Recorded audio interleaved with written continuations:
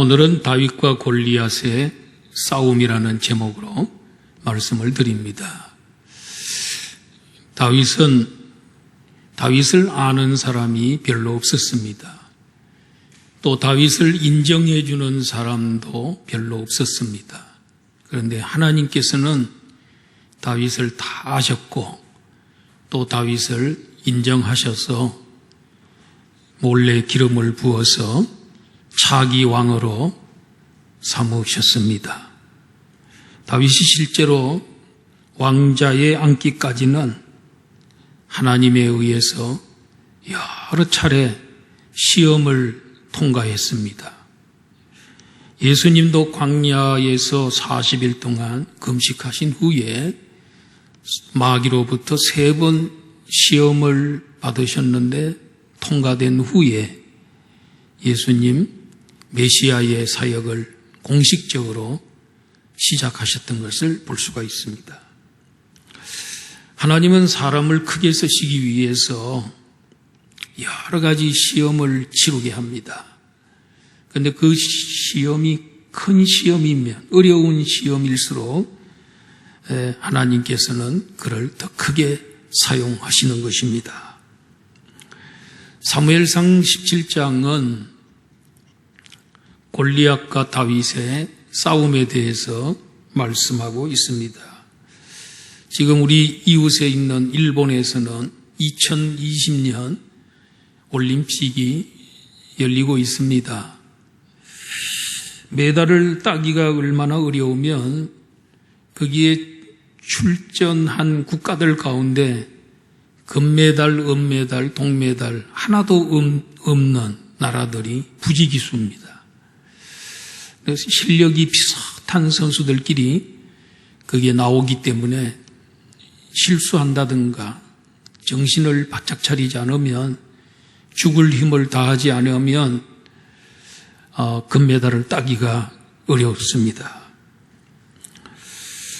실력이 비슷한 사람끼리 4년 동안 고생하고 그 수년 동안 올림픽을 위해서 고생하고 수고했기 때문에 정말 그 금메달 따는 것은 보통 어려운 게 아닙니다. 그런데 이 골리앗과 다윗의 싸움은 이것은 싱거운 싸움이 될 거다. 이스라엘 사람들도 블레셋 사람들도 그렇게 예상을 했던 겁니다. 이런 싸움은 하나만한 싸움이고 흥행도 일어나지 않는 싸움처럼 보였습니다. 왜냐하면 너무 차이가 났기 때문에 그렇습니다. 자, 두 사람의 이 프로필을 한번 소개를 드리면요. 골리앗은 블레셋의 최고의 장수입니다. 그의 키가 무려 2m 90cm, 3m에서 10cm가 빠집니다. 그리고 그는 노투구를 썼고 비늘 갑옷에다 다리에는 놋각반, 어깨에는 놋단창을 맸습니다. 그리고 그의 창은 배틀채와 같아 그랬습니다. 그리고 방패를 자기가 들지 않고 앞에서 들어주는 사람이 따로 있을 만큼 큰 방패였습니다. 골리앗의 전쟁 경력은 백전무패, 백전백성 무패의 관록을 가지고 있습니다. 그야말로 무적의 장수요, 그야말로 인간 산맥이라고도 할 수가 있습니다. 거기에 비해서 다윗은 아주 초라한 사람이죠. 자, 베들레헴 목장에서 그 양을 치는 목동입니다. 그는 전쟁을 한 번도 치러진 적이 없습니다. 자기가 잘 사용하는 무기도 없습니다. 사울 왕이 그에게 자기 갑옷을 입혀주니까 이게 땅에 질질 끌릴 정도가 됐어요. 그 옷을 벗어 던져버렸어요. 투구를 세워줬더니 그것도 불편합니다. 그 정도로 이 다윗은 전쟁 경험도 없는 그런 사람이었습니다. 다윗과 골리앗 다윗이 골리앗과 싸우겠다고 했을 때 그의 형들이 다윗을 보고 야단을 치면서 너 아주 너무 교만하구나. 너가 금방지게 전쟁에 나가서 싸울 수 있겠느냐. 절대로 나가지 말라고 만류할 정도였습니다. 사울 왕도 뭐라 그랬습니까? 너는 어린아이이기 때문에, 그런데 저 골리앗은 어려서부터 용사였기 때문에 게임이 안 된다. 나가지 마라. 이럴 정도로 두 사람의 이 프로필을 보면은 도저히 비교가 안 되는, 참 흥행이 일어날 수 없는 그런 게임이라고, 경기라고도 할 수가 있습니다. 그러면 이 다윗과 골리앗이 왜 싸우게 됐는지 그 원인을 보면은 블레셋이 이스라엘을 늘 무시했습니다. 힘이 약하다고. 그래서 소고라는 지역을 무단으로 침공해 들어와서 거기에다가 진을 쳤습니다. 힘이 없는 백성들을 무시한 거죠. 그리고 그 골리앗이 이스라엘 백성들에게 할례받지 못한 그 사람이 이스라엘 백성들을 향해서 너희들 중에 나와 대결을 할 사람 하나를 선정해서 내보내라. 1대1로 맞짱을 뜨자. 그래서 내가 이기면 너희들 군사들 백성들이 전부 우리의 종이 되고, 내가 지면은 우리 블레셋 사람들이 전부 너희들의 종이 되겠다. 1대1 대결을 벌리자. 이것은 뭐냐면 이스라엘 백성들을 무시하는, 정말 그런 자기를 대적할 자가 있겠느냐 이거죠. 다윗은 아버지의 심부름으로 전쟁터에 왔다가 골리앗을 처음 봤습니다. 그가 하는 말을 듣고는 하나님의 백성, 할례받은 하나님의 백성을, 군인들을 무시하는 그의 말을 듣고는 그가 의분이 생겼습니다. 분노가 생겼습니다. 하나님 무시하는 저 사람을 내가 그냥 두지 않겠다. 사울 왕도 이스라엘 군사들도 모두 인간 산맥 골리앗의 만용과 교만 앞에 기가 눌려서 자포자기하고 있던 상황이에요. 군사들은 한 명, 두 명 도망을 가기 시작하고 할 수 없이 거기에 남아있는 그런, 이거 뭐냐면 골리앗의 이 겉모양, 골리앗의 겉모습만 보고 거기에 눌려가지고 비교의식에 빠져서, 여러분 비교의식에 빠지게 되면 두 가지 현상이 나타납니다. 하나는 교만으로 나타나고 하나는 열등의식으로 나타나는. 골리앗은 교만으로 나타나고 이스라엘 백성들은 골리앗 앞에서 열등의식에 자포자기한 이런 상황이 되어버리고 말았습니다. 그런데 모든 사울과 모든 백성들은 전부 비교의식에 빠져있고 사울의 골리앗의 겉모습만 보고 두려워 떨고 있는데, 유독 한 사람, 소년 다윗, 이 다윗은 하나님을 바라봤습니다. 그의 시선을 하나님께 고정을 했습니다. 하나님을 바라보라는 말씀은, 그 원뜻은 시선을 거기에 고정을 시켜라. 하나님만 바라보니까 비교의식이 없어지는 겁니다. 하나님 바라보는 사람은 비교의식이 안 삽니다. 교만해지거나 또 열등의식에 빠지는 경우가 없습니다. 다윗이 하나님의 눈으로 골리앗을 보니까 골리앗에게 큰 문제점이 있어요. 골리앗은 하나님을 어떻게 봤냐면, 많은 신들이 지역마다 신이 있고 나라마다 지키는 신이 있는데 여호와 하나님도 그 중에 한 분이다, 이렇게 믿었던 겁니다. 그래서 자기들이 늘 전쟁을 해서 이스라엘을 이기니까 우리가 믿는 신은 여호와 하나님보다 훨씬 강하고 세다. 이렇게 생각을 한 겁니다. 그래서 지금 하나님을 무시하고 그의 군대를 무시하는 그런 교만 속에 빠져 있는 것입니다.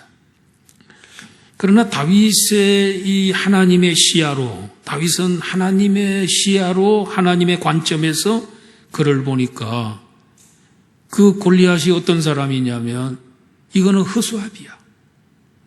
이거는 종이 호랑이. 호랑이는 호랑이인데 종이 호랑이. 그리고 그는 허풍쟁이에 불과하다고 그는 단정을 했던 겁니다. 하나님의 눈으로 골리앗을 보지 못하는 사람들은 모두 골리앗의 말을 듣고 놀라 크게 두려워하고 있었습니다. 비록 소년이라도 신앙이 있으면 비교의식에 빠지지 않게 되고 교만하지도 않고 열등의식에 빠지지도 않는 겁니다. 창조의식 속에 사는 겁니다. 하나님이 나를 창조하셨다. 나는 이 세상에 하나밖에 없는 그 작품이다. 하나님은 하나님의 형상으로 나를 지으셨다. 나는 나와 같은 사람은 세상에 나밖에 없다 하는 창조의식. 이런 의식이 있어야 승리할 수 있습니다. 다윗은 왕이 될 만한 자질 몇 가지가 있었던 것 같아요. 첫째로는 자기 일에 성실했습니다. 베들레헴 들판에서 목동으로서 아버지의 양떼를 성실하게 그는 쳤습니다. 성도들은 일상생활 속에서, 직장생활 속에서 아주 성실해야 됩니다. 우리 하나님은 성실한 사람을 쓰시는 걸 볼 수가 있습니다. 아버지의 양을 칠 때에 자기는 자기 양이라고 생각하지 않고 다윗은 이거는 우리 아버지 양이다. 아버지가 내게 치라고 맡겼기 때문에 무슨 일이 있어도 한 마리도 내가 잃어버리지 않겠다. 사나운 사자와 곰이 양 새끼를 물고 가면은 끝까지 쫓아가서 물매를 돌려서 그 짐승을 눕히고 가서 그의 입을 찢고 수염을 찢고 그래서 그 양을 새끼를 도로 찾아오는 한 마리도 잃어버리지 않는 책임감과 성실성이 다윗에게 하나님께서는 그걸 귀하게 보신 것 같아요. 이런 성실함과 책임감이 있는 이 다윗이 왕이 되면 백성들 가운데 가난한 사람, 약한 사람, 어려움 당하는 사람, 이런 사람들도 하나도 외면하지 않고 잘 돌보겠구나. 하나님께서 그런 마음을 갖고 계셨던 것을 볼 수가 있습니다. 누가복음 2장 51절 예수님의 성실성을 우리는 이 구절에서 볼 수가 있습니다. 예수께서 함께 내려가사 나사렛에 이르러 순종하여 받드시더라. 그 어머니는 이 모든 말을 마음에 두니라. 예수님이 12살 때 예루살렘에 유월절 지키러 올라오셨다가 이제 있었던 얘기입니다. 그때부터 예수님이 나사렛으로 내려가셔서 순종하여 받드시더라. 누구에게? 부모님들에게, 육신의 부모님들에게도 순종하여 받들었다는. 예수님 무슨 일을 하셨습니까? 30세 될 때까지 목수 일을 하셨습니다. 목공소에서 또 건축 현장에서 예수님은 성실하게 일하십니다. 드디어 30세가 됐을 때 우리 하나님께서 이제 공생이 시작되도록 그렇게 하죠. 예수님 성실하신 분입니다. 순종하여 받드시더라 그랬습니다.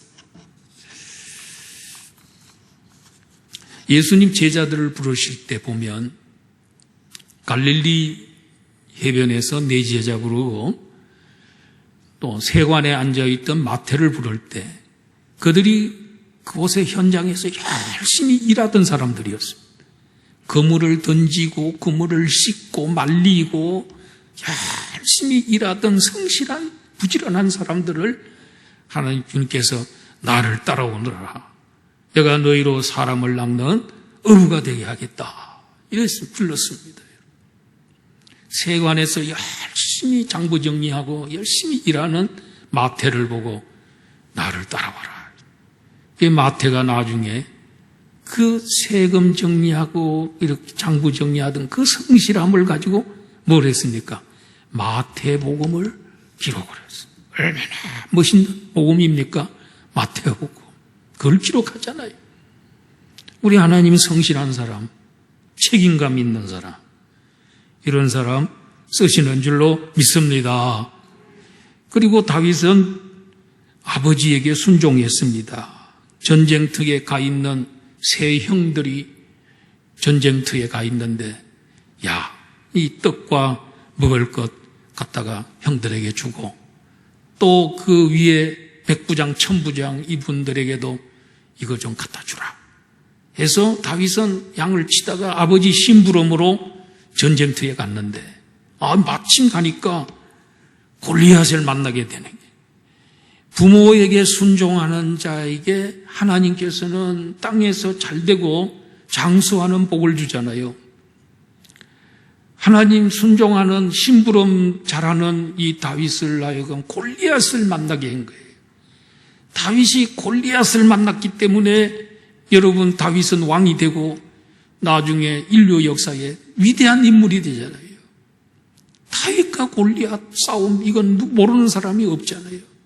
울산인가 거기 가면 그 조선송가 뭐 이게 큰 이 기중기 모르는 게 탑이 있죠. 옮기는 물건 옮기는 그게 이름이 뭡니까? 골리앗이요. 골리앗이. 골리앗 타워가. 여러분, 골리앗이 얼마나 큰, 그걸 때려 눕힌 사람이 다윗이다 말이에요. 그러므로 다윗은 효도 잘했다가 심부름 잘 갔다가, 오늘날 우리 젊은이들이나 애들 보면요, 여기 100m, 200m밖에 안 되는 슈퍼점 갔다 오라도 안 갔다 오는 애들이 얼마나 말 안 듣는지 몰라요. 예? 그런데 우리는 어릴 때 자랄 때 십리 밖에도 갔다 오라고 하면 갑니다. 산을 넘고 강을 건너서 갔다 옵니다. 오늘날의 아이들이, 젊은이들이 말을 안 들어요. 심부름을 안 하려고 그래요. 그런데 다윗은 이렇게 잘 했다가, 여러분, 이렇게 하나님께서 사울 왕을, 이 다윗을 보면은 부모에게 효도도 잘했지만은 윗사람을 참 공경을 했어요. 순종을 잘했어요. 사울 왕에게도 잘했어요. 사울 왕은 자기를 죽이려고 혈안이 되어 있지만은 다윗은 사울 왕을 해칠 수 있고 얼마든지 제거하고 자기가 일찍 왕이 될 수 있는 기회가 여러 차례 있었는데도 내가 하나님께서 기름 부은 자를 치는 것이, 손을 대는 것은 하나님 원치 않는다 하면서 그는 끝까지 존중하고 또 순종하고 그렇게 합니다. 그러다 보니까 나중에 다윗이 왕이 됐을 때는 적이 없습니다. 다윗에게는 적이 없습니다. 원수가 없습니다.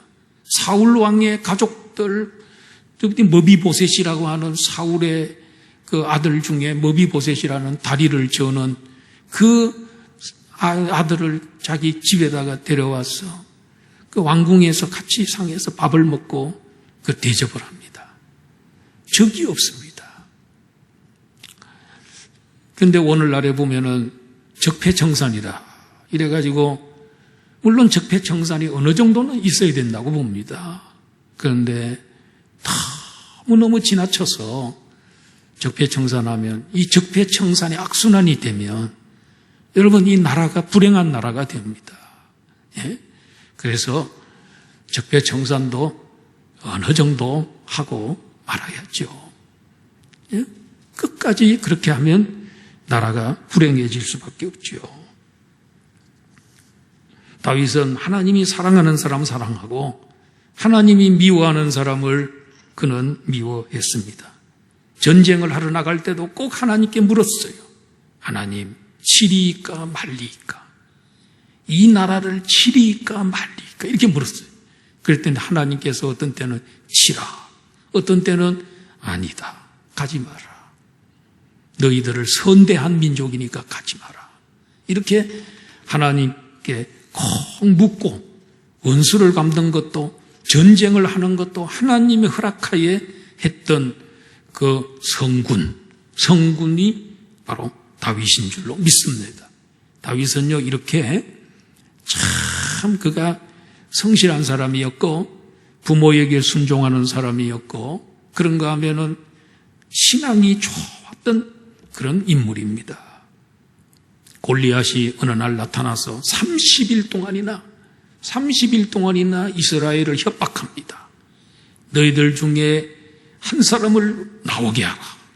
나와 대결을 벌리자. 1대1 맞짱을 뜨자. 이렇게 합니다. 얼마나 무서웠겠어요. 그런데 드디어 다윗이 그 현장에서 그의 말을 듣게 됩니다. 그러면서 자기가 내가 싸우겠다고 의사를 비칩니다. 그랬더니 사울 왕에게 불려가게 됐어요. 사울 왕이 앞에 뭐라 그러냐면 골리앗으로 말미암아 사람이 낙심해서는 안 됩니다. 주의 종이 가서 저 블레셋 사람과 싸우겠습니다. 그랬더니 믿음 없던 사울 왕은 뭐라 그럽니까? 너는 그 사람과 싸울 수 없다. 너는 소년이고 그는 어려서부터 용산이라. 그랬더니 그는 물러서지 아니하고 뭐라 그럽니까? 여호와께서 나를 사자의 발톱과 곰의 발톱에서 건져내셨은즉 나를 이 블레셋 사람의 손에서도 건져내시리이다. 안 물러섭니다. 믿음의 얘기. 하나님께서 사자의 발톱과 곰의 발톱에서 나를 건져주셨는데, 내 생명을 지켜주셨는데, 내가 저 골리앗을 물리치겠습니다. 골리앗의 손에서도 나를 건져주실 것입니다. 사울은 보면 믿음이 없었기 때문에 왕의 자리에 있으면서도 불가능과 패배를 이야기합니다. 그런데 이 다윗은 목동이었지만은 지난날의 신앙 체험을 바탕으로 그는 가능성과 성공을 지금 장담하고 있음을 보게 됩니다. 여러분, 우리도 과거에 경험했던 신앙 체험, 이게 너무 중요합니다. 여기까지 도와주신 에베네셀의 하나님이 앞으로도 함께할 줄로 믿습니다. 이런 믿음을 가지고 우리도 나가야 될 줄로 믿습니다. 바울 사도는 고린도전서 15장 10절에서 이렇게 말씀했습니다. 다 같이 한번 읽어볼까요? 시작. 그러나 내가 나된 것은 하나님의 은혜로 된 것이니 내게 주신 그의 은혜가 헛되지 아니하여 내가 모든 사도보다 더 많이 수고하였으나 내가 한 것이 아니요 오직 나와 함께 하신 하나님의 은혜로다. 하나님께서 나를 사도로 삼아주시고 그리고 어마어마한 사역을 할 수 있도록 해주신, 그래서 오늘 이 내가 입는 것은 하나님의 은혜로 된 것이다. 전적인 하나님의 은혜, 하나님의 사랑으로 된 것이다. 내가 다른 사도보다도 수고를 더 많이 했는데 그건 내가 한 게 아니다. 나와 함께 하신 하나님의 은혜로 된 것이다. 얼마나 멋있어요. 여러분, 얼마나 멋있습니까? 다윗에게는 골리앗에게 있는 것이 그에게 없어요. 그러나 골리앗에게 없는 게 자기에게 있어요. 그게 하나님입니다. 여호와 하나님, 천지를 창조하신 여호와 하나님이 내게 있다는 겁니다, 여러분. 할렐루야. 이런 믿음을 가지고 그 하나님은 지난날 사자의 입에서, 곰의 입에서도 건져주셨으니 저 골리앗의 손에서도 나를 건져주실 줄 믿습니다. 그렇게 내가 만군의 하나님의 이름으로 나아가면 골리앗의 칼날과 창은 갈대처럼 꺾여질 것이고 골리앗은 내 손에 붙여져 승리하게 될 것이다. 이런 믿음을 가지고 살았습니다. 이 세상에는 여러분 세 종류의 사람이 있다 그래요. 첫째로는 하나님의 이름을 모독하는 골리앗과 같은 사람이 있습니다. 골리앗은 칼과 창과 단창만 갖고 있습니다. 그것으로 모든 걸 다 해결했다고 믿었습니다. 이것은 물질이죠. 유물론입니다. 영의 세계를 부정하고 살아계신 하나님을 부정하고 교회를 부정하는 유물론, 오직 물질만 강조하는 그것만 의지하는 이런 세력들, 이것은 바로 하나님을 모독하는 골리앗과 같습니다. 두 번째로는 두려워하는 이스라엘 백성과 같은 사람들입니다. 많은 것을 가지고 있고 좋은 것을 누리고 있음에도 불구하고 떨고 있는 사람들입니다. 이 사람 어떤 사람은 성경은 알고 있는데 성경에 대한 확신이 없어요. 믿음의 확신이 없어요. 기도는 하는데 의심하는 사람이에요. 이게 이스라엘 백성들의 모습입니다. 세 번째로는 적극적인 신앙인 다윗과 같은 사람입니다. 그는 하나님의 이름을 존중히 여긴 신앙인입니다. 그는 하나님의 능력을 신뢰했던 것입니다. 여러분 45절과 47절, 45절 한번 보실까요? 45절 성경을 보세요. 45절 이게 핵심입니다. 다윗의 골리앗을 향한 이 말, 이게 오늘 설교의 핵심입니다. 다윗이 블레셋 사람에게 이르되 너는 칼과 창과 단창으로 내게 나오거니와, 이 말은 너는 칼과 창과 단창을 믿지만은 그걸 믿고 내게 나오지만은 나는 만군의 여호와의 이름 곧 내가 모욕하는 이스라엘 군대의 하나님의 이름으로 내게 나아가노라. 칼과 창과 단창하고 여러분 만군의 여호와 하나님하고 비교가 되겠습니까? 그 이름으로 그 능력으로 나간다.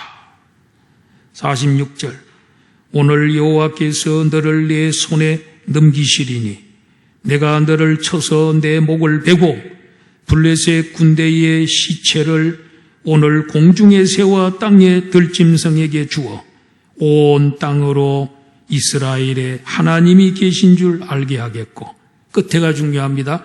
온 땅으로 하여금 하나님이 이스라엘에 하나님이 계신 것을 알게끔 하겠다. 47절 또 여호와의 구원하심이 칼과 창에 있지 아니함을 이 무리에게 알게 하리라. 하나님께서는 구원하실 때에 칼과 창으로 구원하는 게 아니라는 거예요. 전쟁은 하나님께 속한 것인지요 그가 너희를 우리 손에 넘기시리라. 전쟁은 누구 손에 있다? 이기고 지는 것은 누구에게 달렸다? 하나님에게 달렸다. 할렐루야. 하나님에게 달렸습니다. 블레셋 군인들이 막 이렇게 소리를 지르니까 막 화가 나서 막 다윗에게 막 밀려왔습니다. 다윗은 그들을 향해서 오히려 더 빨리 그들을 향해서 나가면서 물매를 꺼내서 돌멩이를 집어넣고 조약돌을 집어넣고 돌렸습니다. 그리고 믿음으로 던졌습니다. 그랬더니 하나님께서 그 돌이 골리앗의 이마에 박히게 해서 박히는 순간에 그냥 나가 떨어졌습니다. 다윗이 달려가서 그의 칼을 빼가지고 그의 칼로 그의 목을 잘라서 그리고 대승리를 거두는 이 광경을 지켜보고 있던 이스라엘의 군대들이 막 밀물처럼 몰려들어가서 그들을 다 진멸하는 놀라운 승리의 역사가 있었습니다. 여러분, 이 골리앗을 이긴, 블레셋을 이긴 이 승리는 기독교 역사상의 통쾌한 승리 중에 하나입니다. 오늘 우리들에게도 골리앗이 있는 것 같습니다.